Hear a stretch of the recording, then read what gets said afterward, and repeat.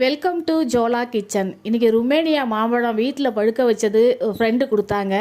அதில் மாம்பழ ஐஸ் எப்படி செய்யலாங்கிறத பற்றி இந்த வீடியோவில் பார்ப்போம்.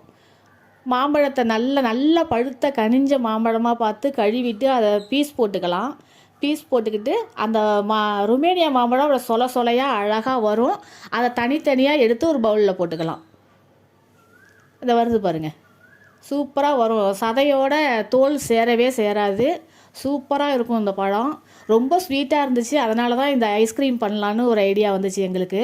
இப்போ பவுலில் போட்டு நல்லா அதை மசிச்சு விட்டுக்கலாம்.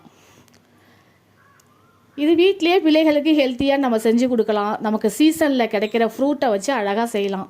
ஒரு அரை ஸ்பூன் மில்க் மைடு சேர்த்துக்கலாம். மில்க் மைடு சேர்க்கும்போது இதனுடைய டேஸ்ட்டு ரொம்ப கூடுதலாக இருக்கும்.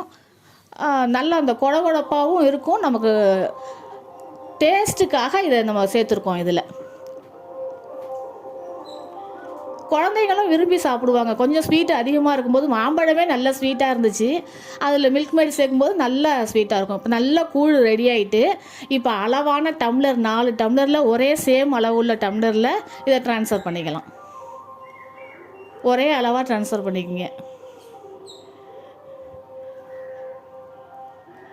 இது ரொம்ப சூப்பராக இருக்கும்.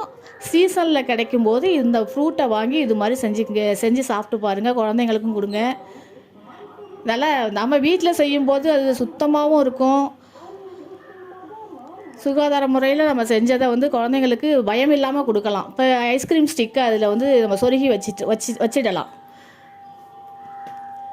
வச்சுட்டு ஒரு ஃப்ரீசரில் ஒரு 5 மணி நேரம் இருக்கட்டும். 5 மணி நேரம் கழித்து அதை வெளியில் எடுத்து பார்ப்போம்.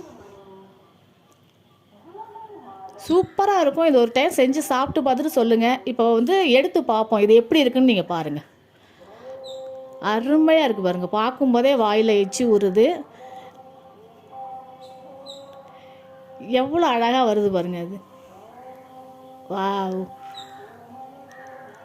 சூப்பராக இருக்கும். இது ஒரு டைம் இது மாதிரி செஞ்சு பாருங்கள். குழந்தைங்களுக்கு ஸ்கூல் விட்டு வந்தோன்னே இது மாதிரி எடுத்து கொடுத்தோம்னா சந்தோஷமாக சாப்பிடுவாங்க. லைக் பண்ணுங்கள், ஷேர் பண்ணுங்கள், சப்ஸ்கிரைப் பண்ணுங்கள். நன்றி.